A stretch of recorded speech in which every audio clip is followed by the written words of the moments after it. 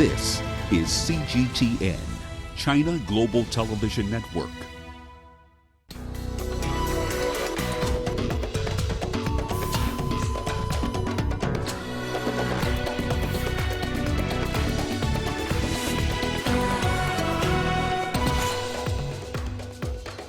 UN Chief Antonio Guterres fears eruption of full civil war in Libya.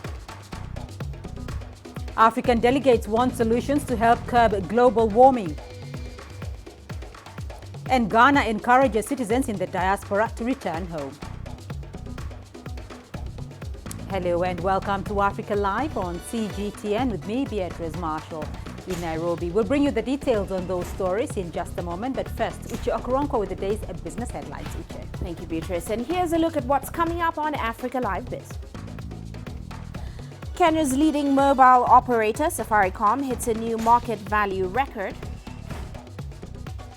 And anti-Brexit supporters fail in their first attempt to stop UK Parliament's suspension. Of course, all that coming up within the program. And now it's back to you. Uche, thank you. And let's begin the hour in Libya, where UN Secretary General Antonio Guterres is now expressing fears of an eruption of what he terms as a full civil war if nothing is done to end the violence. Antonio Guterres is also calling for efforts to end the ongoing fighting. He has also called on the international community to help in finding a lasting political solution to the impasse. Over 1,000 people have been killed and hundreds of thousands of others displaced since Eastern Commander Khalifa Haftar launched an offensive to take Tripoli. United Nations has been calling for a ceasefire and dialogue between the two warring factions. The calls have not been heeded as the conflict draws in more international players, each supporting their preferred factions. A 9-year-old girl who was confirmed with Ebola in western Uganda has died. The country's Ministry of Health confirmed the death. She had traveled with her mother from the DRC but was found to have symptoms of Ebola as she crossed the border. CGTN's Isabel Nakiria reports from Uganda. The 9-year-old Congolese girl entered Uganda with her mother through the Mpondwe border point in Kasese. She had been in isolation at the Bwera Health Center in Uganda's western district of Kasese before she died. Upon the request of the father, plans were underway to repatriate the body to DRC for safety and dignified burial. Health officials at the border found she had symptoms similar to that of Ebola. Samples taken from the child tested positive for the virus. She had symptoms of a very high fever. She was vomiting, she had general body weakness, and she also had a skin rash. And that's why her mother actually thought she had measles. But she also presented with unexplained bleeding coming from her mouth. And those are also symptoms of the Ebola virus. This is the 4th confirmed case of Ebola in Uganda. In June, a family of 3 entering from the DRC were diagnosed with the virus. 2 of them died in Uganda and a third later died after returning to Congo, where an outbreak has lasted since August 2018. It's claimed the lives of over 2,000 people in the DRC, and efforts to stop the spread across the border have now been stepped up. These 180 volunteers are spread all over those districts, and each of them is trained in conducting a surveillance of every person coming into Uganda from the DRC right now. They are all trained in screening, temperature screening or identifying the symptoms of Ebola. Uganda has vaccinated close to 5,000 frontline workers against Ebola. The Ministry of Health says the country will remain on high alert and will maintain screening measures at all entry points to avoid further spread of the deadly virus. Isabel Nakiria, CGTN, Kampala, Uganda. And in the DRC, the government says the death toll from the Ebola outbreak has exceeded 2,000. This comes as the focus shifts to battling insecurity in the eastern region, together with winning the trust of the local communities in the fight against the killer disease. Here's Brian Toussaint with more on that. It is just over a year since the first case of Ebola was recorded in eastern Congo. The latest is the 10th in a string of Ebola outbreaks that have hit the Great Lakes nation, and so far its deadliest.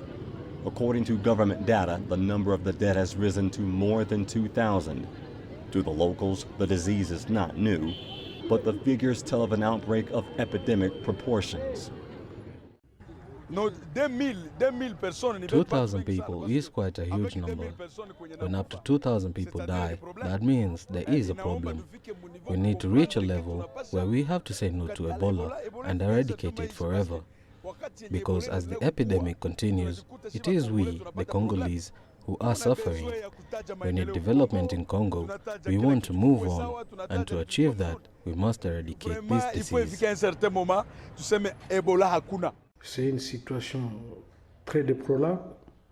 It's a very bad situation because it's a scourge. Since this disease was declared in the province, it's been a year now with 2,000 deaths. That is way too much. As you know, a few months ago, this disease was declared a health problem of international concern. This means we are faced with grave danger. The situation in DRC comes second to the 2011 Ebola outbreak. That killed over 11,000 people in Guinea, Liberia, and Sierra Leone. Despite the milestones registered from the new vaccine and treatments, health teams are still struggling with the spread of the deadly hemorrhagic fever. Insecurity in eastern Congo, together with mistrust from local communities, have provided the perfect ground for the spread of the disease, a situation that calls for a change of strategy. The most important thing for the population is to know that the number of deaths will continue to rise if the community does not become aware of the dangers, if it does not realize that there are measures to be taken in preventing other people from dying. According to government figures, cases of infections are currently above 3,000. Neighboring Uganda has not been spared either, with isolated cases of Ebola being reported. Brian Toussaint, CGTN. African delegates have made recommendations on what they want discussed during the UN Climate Change Summit in September. They want African-centered solutions to curb the increasing effects of climate change. They've been meeting in Ethiopia's capital, Addis Ababa, in a forum organized by the United Nations Economic Commission for Africa. CGTN's Coletta Wanjohi reports from Addis Ababa. For 3 days, these delegates have been discussing how to step up the continent's efforts in fighting climate change. They have come up with several suggestions for the September United Nations Climate Change Summit.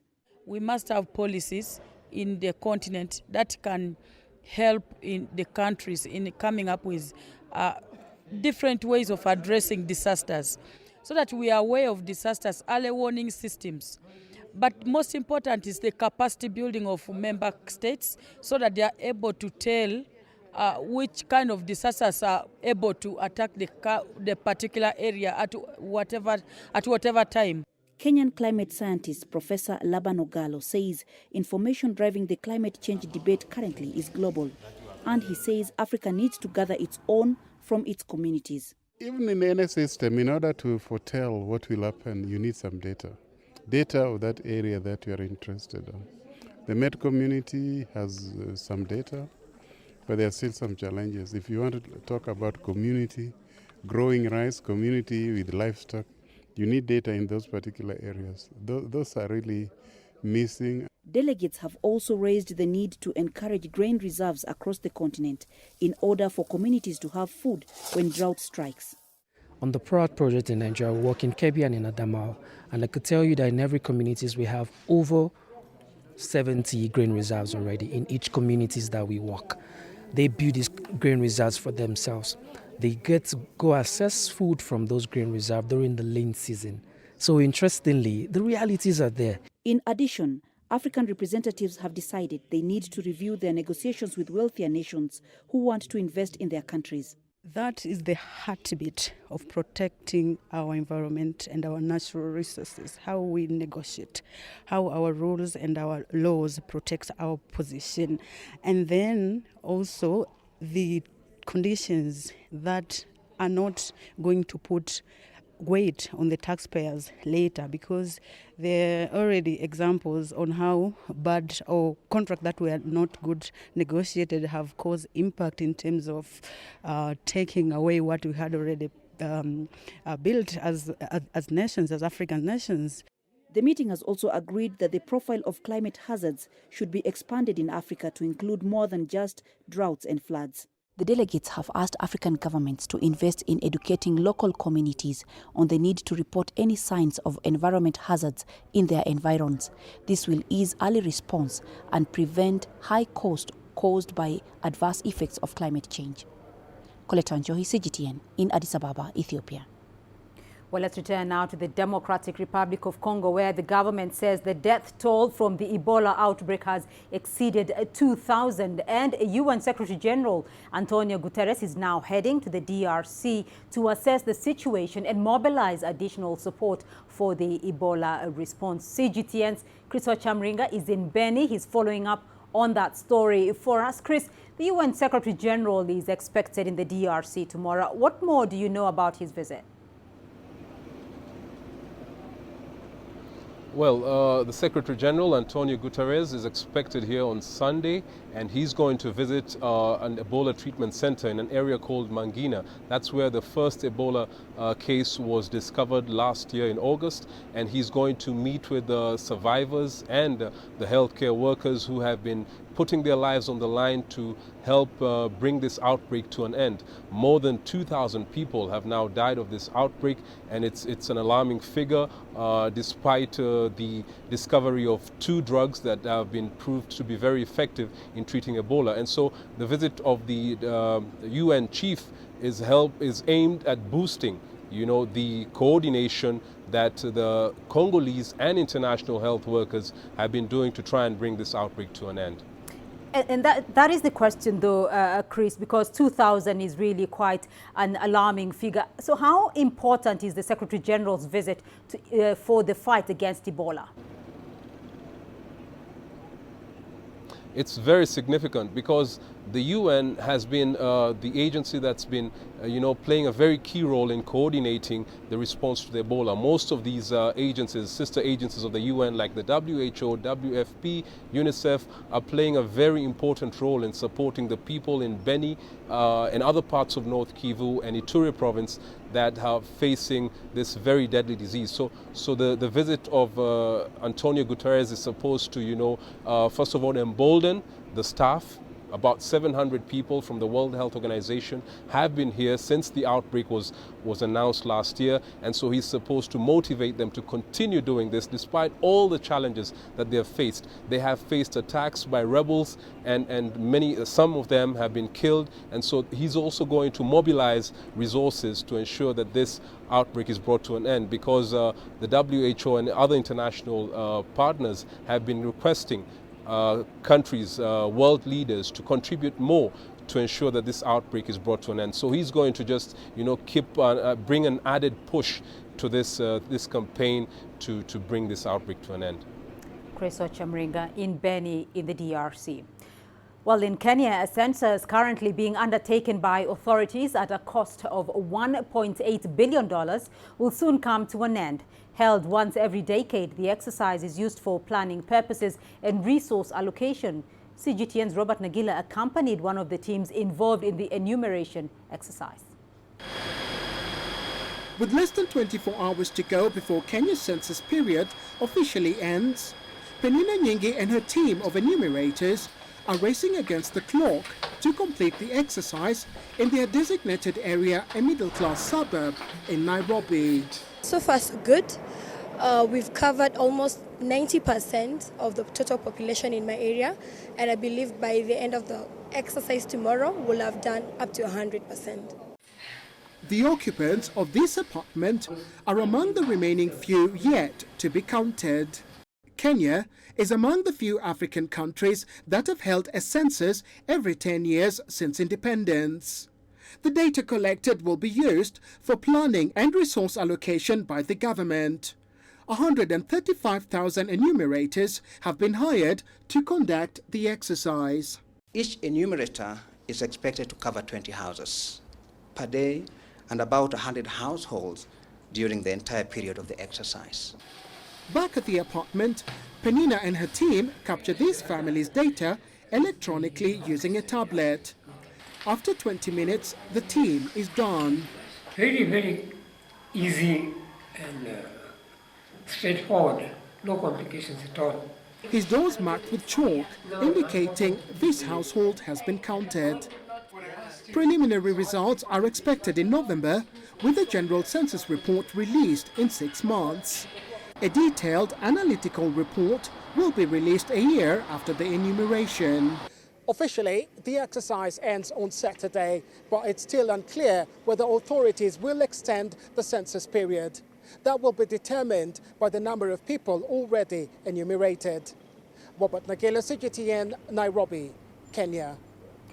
You're watching Africa Live, still ahead on the program. Ghana is encouraging citizens in the diaspora to return home. And the African Union donates supplies in support of South Sudan's peace process. À l'intérieur, bridegroom Bertie, à l'avantage à l'intérieur, men from Seattle à l'extérieur, Anton Ruskin, men from Seattle, devant Anton Ruskin, bridegroom Bertie, the third man. When you win, everyone is happy. And when you lose, you have to be accept because you get beaten by good horses sometimes. You have to be accept is a part of the game. I'm not happy about the discipline in racing. I'm not satisfied that we are taking the actions and sanctioning those that are deliberately putting the game into disrepute. You've always got to think positively and place your horse in the right position, judge the speed and how fast they're going and things like that, and make sure your horse is always travelling. This is it, yeah.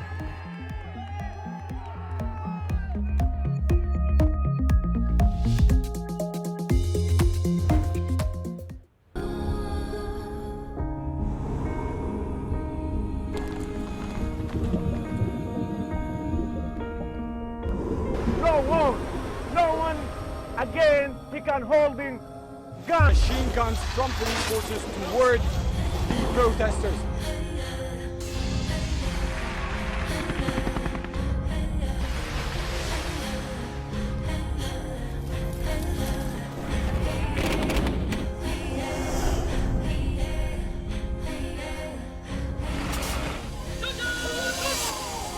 Were you worried about your life at that particular time? Not at all. What is your assessment of the state of the continent today? Africa has the potential to power itself. Excuse me.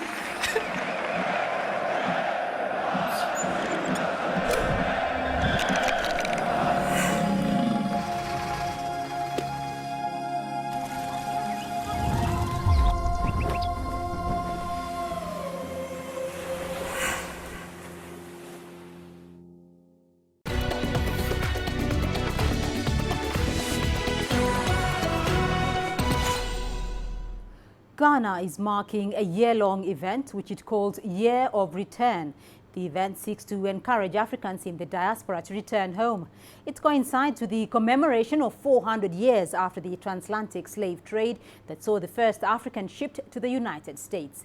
CGTN's Nabil Ahmed Rufai had a chat with an African-American and brings us the details. How has life been for you living in Ghana for these past 14 years? Indeed, you came to establish a business here. How is that going? Actually, in 2000, when we came to do the dairy industry, the financial markets, being the banks here in Ghana and the banks in the U.S., they were not as open and ready for business to help with establishing a large commercial business, farming, agriculture. So we ran into a lot of challenges in that sense. So from there, we decided to help the local farmers. The local farmers, there were several local farmers who had farms who did not have access to tractors. So we, at the time, we took the tractors and we went out to do custom farming for the farmers. So about 75 of them, we did plowing, we did harrowing, we did planting for them. So that helped them to really, produce the crops that they wanted to produce and produce them at a nice quality for the yield that they wanted.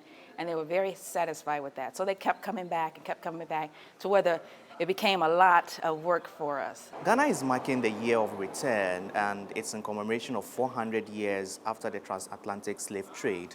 For you, what's been the feeling seeing some of these Africans in the diaspora coming back home to witness such an important occasion? It's a very, very big dream of mine to actually see the African Americans come back, and for them to have an interest to come back too, and for them to be awakening to the realization that Africa is where we all originated from, and this continent needs our help. And we need to come back, or we should come back, or should want to come back. Those of us who want to do business, those of us who want to assist with companies that are already on the ground, you can come in and bring in your expertise like as I am doing. But also the ones who want to create jobs and also just establish themselves where they couldn't do in the U.S. So it's a big opportunity for them to do that. And I'm so happy that a lot of us, that's about 3,000 of us that are on the ground already, that have been here, that can assist them, that are welcoming them, and that are ready to just work with them to help them in the transition. With this year of return, there's so many things that it's opened their eyes, I should say. It's opened their eyes to Africa, and then opening their eyes to the fact that Africa has opportunities for them.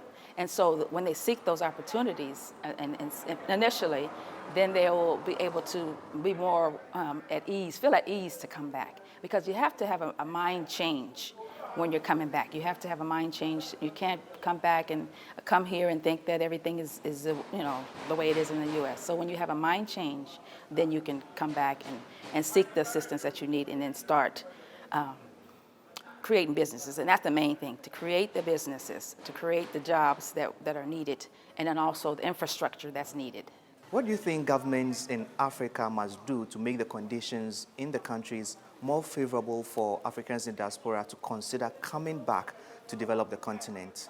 Definitely, I set up policies or start policies or develop policies that will be favorable for incentives and just for businesses that are coming back, for African Americans that are coming back, to make it like a one-stop shop for everything to be established. And so that will help it, be more easier, the transition more easier. Also, I realizing that they are, there's some coming for one reason or the other. The governments have to just be more open and more free and flexible. I know, we have to also come here and realize the systems that are in place. But when we work together, we can come out with a new,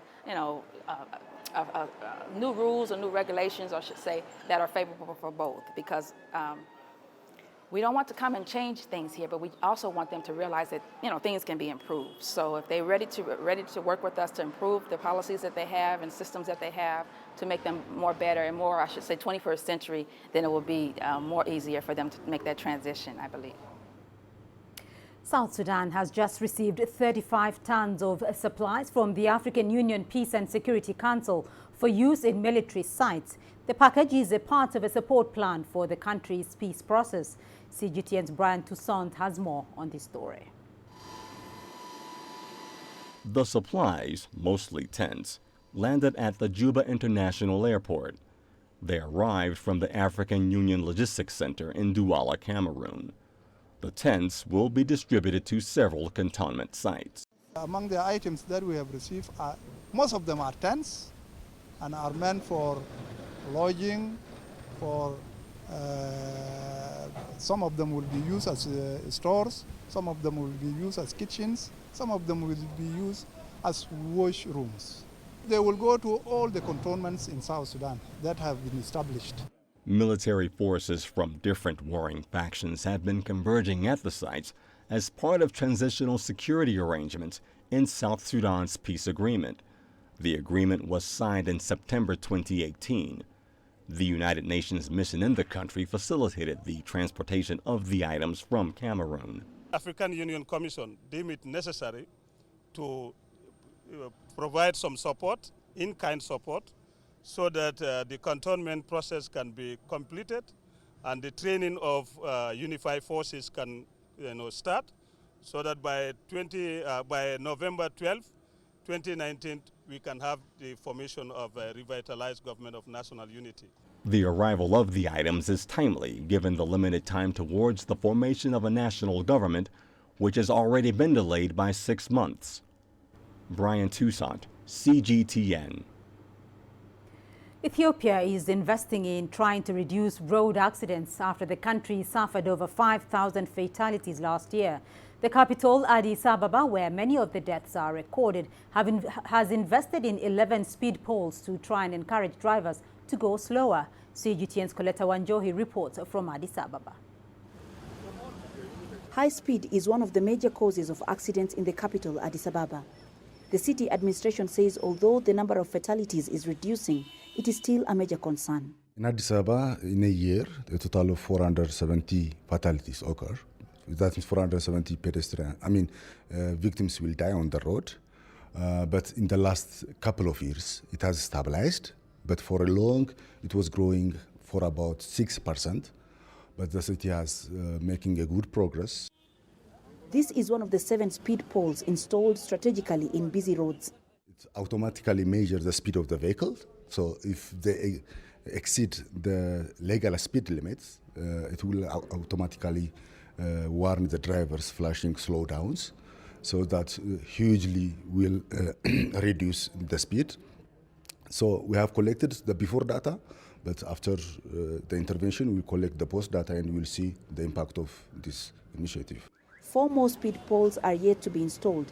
The speed poles, which cost the city $100,000, support the work of traffic officers. Their numbers have also been raised recently, along with other measures. The city has installed more traffic lights and introduced breathalyzers to identify drink drivers, and it hopes it can be an example to others. Other countries from Africa battling the same challenge have come to learn from Ethiopia and share their experiences. Some of the interventions that we did there were pretty basic, realignment of the lanes to reduce speeds, reconfiguration of the traffic timing to allow pedestrians to be able to cross safely, changing of the road markings, working on the crash barriers, also a lot of sensitization and education. According to the World Health Organization, road traffic crashes cost countries 3% of their gross domestic product. Without sustained action, the crashes are predicted to become the 7th leading cause of death globally by 2030. The first thing I think we have to do is to gather enough data, realistic information, so that we can share with policymakers, share with stakeholders with the statistics. Not to say if we did A, B, C, D, we can reduce accidents, but to be sure about the numbers so that we can also target our interventions, because we don't have infinite resources. For Ethiopia, reducing road accidents is an ambition it is willing to scale up. It has just been a month since these speed poles were installed. If they succeed in their mission, the city says it will bring in more. Coletta Wanjohi, CGTN, Addis Ababa, Ethiopia. The National Union of Tunisian Women, in partnership with the National Forum of Tunisian Women and the National Organization of Libyan Youth, have created a continental coordination. It is geared towards pooling the efforts of African civil society and human rights organizations. A group of civil society activists have announced the creation of the African Coordination for Women and Youth. The coordination seeks to protect the rights of women, children and youth and address relevant challenges. The organization will address hardships endured by women and youth, such as poverty, illiteracy, migration, wars and political conflicts, as well as economic and social problems. President of Tripoli-based National Organization of Libyan Youth shed light on the desperate journeys of African migrants from Libya to Europe. Hundreds of African youth, children and women are drowning in the Mediterranean while the international community is silent. This is a very dangerous phenomenon. The African coordination aims to find real and not temporary solutions. 4 main themes were debated at this conference, namely African youth and terrorism, and the role of women and youth in economic development. The empowerment of women and youth and the importance of art in increasing the participation of women and youth in politics are also on the agenda. African youth are invited to be a force of proposal. The African Coordination for Women and Youth will organize seminars and workshops at universities in Tunisia, Libya and other African countries to raise awareness among women and youths about their rights. Activists say the coordination, which brings together youth and women's organizations throughout Africa, will help monitor joint action in line with international conventions inked by the African Union and the European Union, mainly in relation to projects of development and investment. Adnan Shawishi, CGTN, Tunis. The 18th edition of International Basketball's flagship event has begun in the Chinese capital, Beijing. Chinese President Xi Jinping and his Philippine counterpart Rodrigo Duterte attended the opening ceremony. 32 national squads will play in 8 Chinese cities from tomorrow until September the 15th. 7 teams will have the chance to qualify for next year's Summer Olympics in Tokyo. China's top government official in charge of sports addressed the opening ceremony along with the president of the International Basketball Federation. We believe this basketball event will fully demonstrate the appeal of basketball and bring joy to people all around the world. Players, coaches around the world and the guests will experience the friendliness and the enthusiasm of the Chinese people and share the joy and pride in the 70th anniversary of the founding of the People's Republic of China. With international basketball being played on the biggest stage here in China, this event will be the most watched basketball World Cup ever. I wish the very best of luck to all the players and the technical staff. And I want to thank the participating national federations for their work. I hope your FIBA Basketball World Cup 2019 experience will be an unforgettable one. And also that we will witness high-level games with intensity, suspense, and great sportsmanship.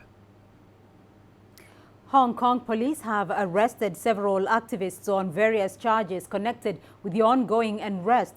Joshua Wong and Agnes Cho are accused of taking part in unauthorized gatherings and inciting others to do the same. Wong is also accused of organizing illegal gatherings.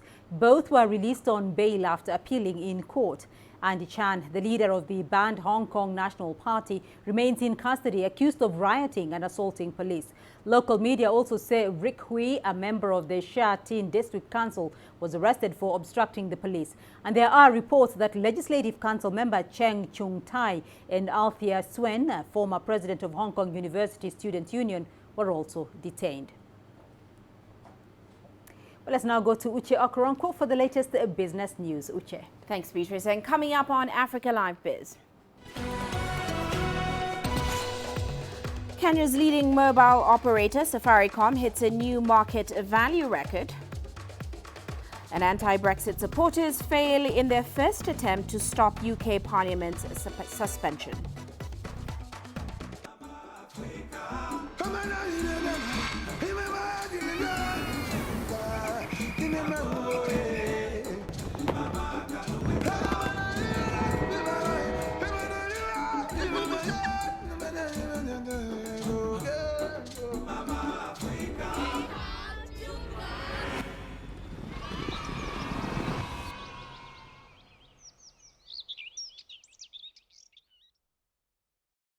Nigeria is my home.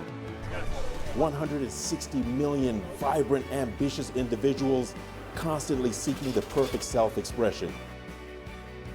It is these people who inspired me to be that person that is seen, to be a voice that is heard, and ultimately to be the anchor that I am. I have to tap in, tune in, and turn on the very best qualities within me to deliver the news. I'm Richard Nta, an anchor for CGTN.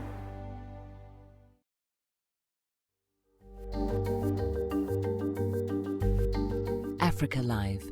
Find your voice.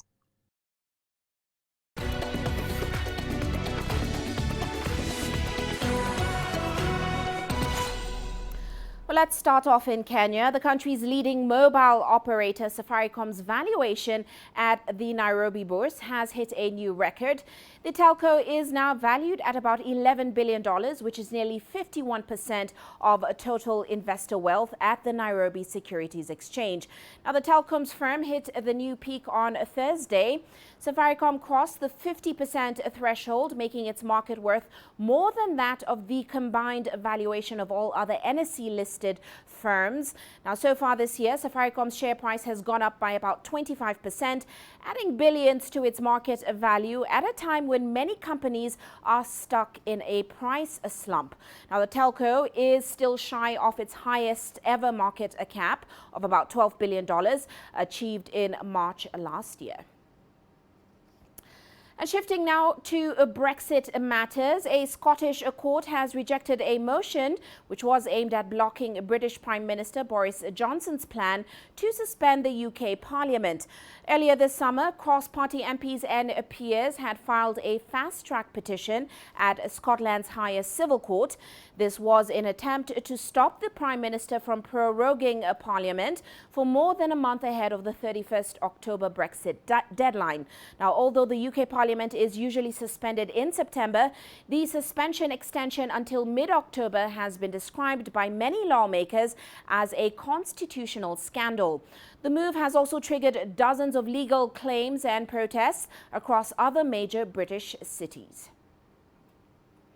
And staying in the UK, only 2 months are left until Britain is scheduled to exit the European Union. But the future of many Brits caught up in the bloc still remains unclear. In an attempt to now ease that tension, the German government has taken necessary steps to protect British nationals who are working in the country.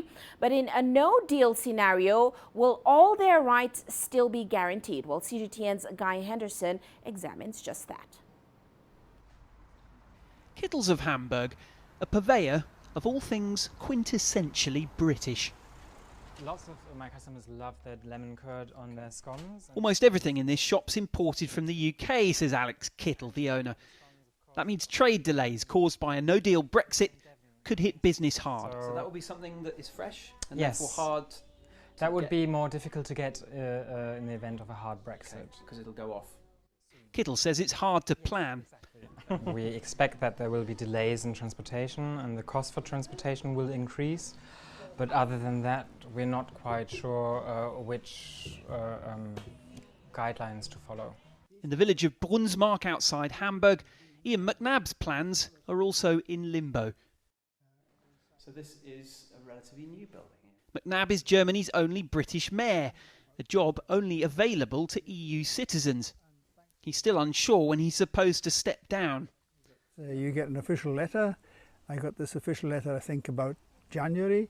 It says when Brexit comes, then no matter what the date is, then you're no longer eligible to be voluntary, their German word is Beamter, like a civil servant. The right to remain at all is still worrying British expatriates too, despite repeated official assurances that everyone can stay. We don't know then if that means 6 months, you know, you're okay, and then after 6 months you're not okay. Like it's very hard to say. And if you're long-term unemployed, or if you're a pensioner on not a lot of money, then it's all a little bit scary at the moment. Regional authorities say they've done what they can. Well, Hamburg is well prepared for a Brexit, either it's a deal or a no-deal scenario. We informed the British citizens living in Hamburg what happens, what they have to do if they want to stay in Hamburg. We informed the companies in Hamburg doing business with partners in the United Kingdom. So I think we got it covered. Preparations have also been made at national level. There are some 117,000 British citizens registered as living in Germany. That's the third highest in the EU, behind France and Spain. So the German government has come up with this draft legislation designed to protect their rights in the event of a no-deal Brexit, which doesn't necessarily mean life's going to be quite the same as it was before. Back at the shop, Kittle's stockpiling whatever goods he can. After that, all he can do is wait and see what comes. Guy Henderson, CGTN, Hamburg. Well, let's go to Nigeria now. The country's central bank says it will no longer exchange a foreign currency for milk imports into the country. Now, annually, Nigeria spends between $1.2 billion to $1.5 billion on just milk imports, which, of course, the country can easily replace with its local production. The West African economy is looking at ways to reduce that figure, as CGTN's Phil Ihaza reports. Nabil Musa has been a dairy farmer and rancher for more than 30 years on the outskirts of Abuja. But he says he has not made much money as his milk business still experiences low patronage. Local dairy producers like me need government support. People don't buy a lot of our milk because they complain the quality is low. Due to a high demand for foreign dairy products in Nigeria, more than $1 billion of milk is imported annually. That's according to the Ministry of Agriculture and Rural Development. Milk producers in the country are mainly smallholder cattle farmers who produce less than 20% of their potential and can only sell to their community. As part of efforts by the government to discourage these large amounts of imported milk, the Apex Bank has decided not to exchange foreign currencies at subsidized rates for the dairy importers. This means traders bringing in milk from abroad will have to source for foreign currencies from unofficial markets at higher rates. Economic expert Paul Alaje says government's directive may increase investment opportunities in dairy production for the country. The implication is there will be more demand of milk that are produced in Nigeria. Once that increases, it is believed that producers in Nigeria will be forced to increase output. When output increases, it's going to lead to more employment, more job creation. So you might want to come to Nigeria and actually produce, and you make good returns for your money. However, local dairy farmers currently face a range of issues, including lack of enabling environment and skill to produce and process high-quality dairy products. In addition, they are faced with high cost of production, poor access to funding, and an ongoing herders and farmers clash, which poses as a threat to the sector. The move by the government to encourage local milk production might be a welcome development for Nigeria's dairy industry. But experts say boosting the capacity of its farmers like Musa may be urgently required. What government should do is to support them. Now, government might want to support them by providing them with dedicated power supply. Government might also want to direct, say Development Bank of Nigeria, among other banks, to support them and give them facility at single digit. We also may want to look for those who want to start a business to intend to have internship of some sort with some that are already successful already within the sector. The central bank has also promised to offer cheap credit facilities and training to local milk producers to boost the quality and quantity of their output in order to compete with foreign products. And that may be good news for local dairy farmers like Musa, who is starting to see the taste of his milk go beyond his current reach. Phil Ihaza, CGTN, Abuja. Now, tensions are still high at the Uganda-Rwanda border, where a trade dispute has been playing out for the past few months. Restrictions on the movement of people and goods had been hampering business on both sides of the border. All this comes a week after the leaders of the two countries signed a peace treaty in Angola, while CGTN's Hilary Ayesiga reports from western Uganda. Preparing to market her merchandise, Fiona Mumpire deals in building materials, but it's not business as usual here. Before they closed the border, we used to sell our goods to Rwanda and the Democratic Republic of Congo, but now we are not selling anything. And she's not alone. Other businesses are also struggling. People from abroad are the ones who used to come for our things. They could take things, they sell, after selling, they come for others, bringing that in, when they are bringing that money. And now we are here, even the things which they took there, they are still there with money. We don't have money, we don't have, everything is worse here.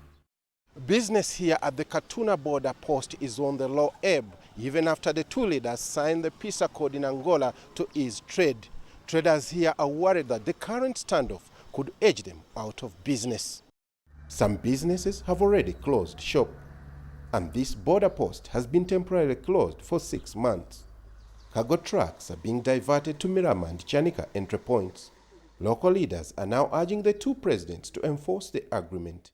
We need these borders opened as early as yesterday. Our appeal is that we appeal upon the two parties to engage once again and see that business comes back to normal. They also want them to set a clear time frame when the borders will be officially opened, in the hope this will restore the lifeline of many businesses that are on the verge of collapsing. Hilary Isiga, Kabale, Western Uganda. Now, if you're looking to explore Kenya this week, the 2019 Maralal Camel Derby is the place for you. Residents in the Kenyan county of Samburu are preparing to mark the 30th edition of the Camel Derby Festival this weekend. And CGTN's Lonela Lupuana brings us up to speed with what to expect. The Maralal Camel Derby is an annual event held mid-year just outside the Kenyan town of Maralal. The festival is one of the country's most prestigious events, attracting both local and international competitors.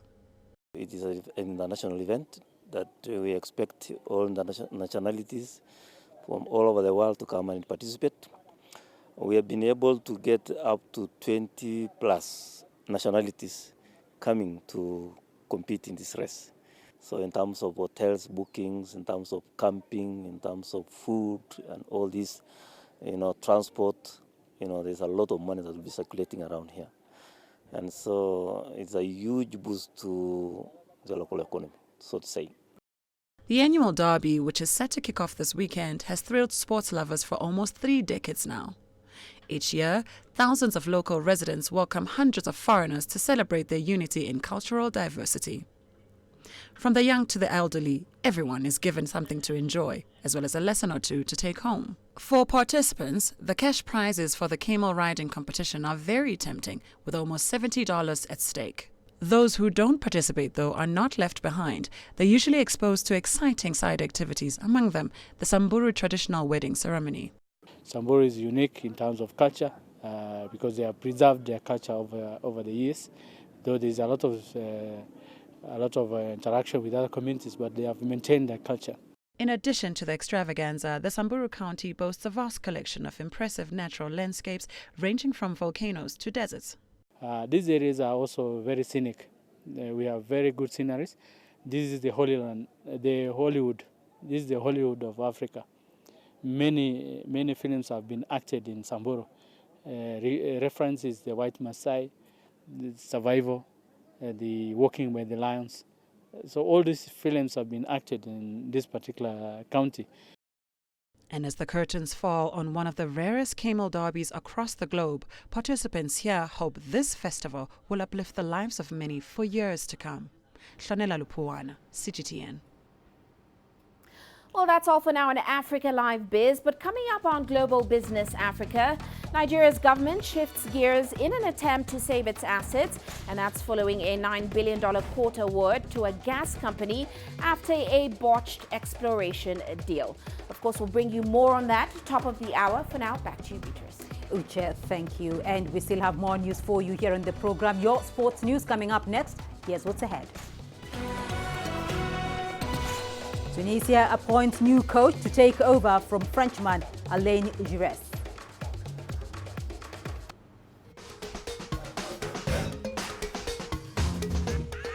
Africa Live. Find your voice. Africa, where champions are made, records are broken, legends are born.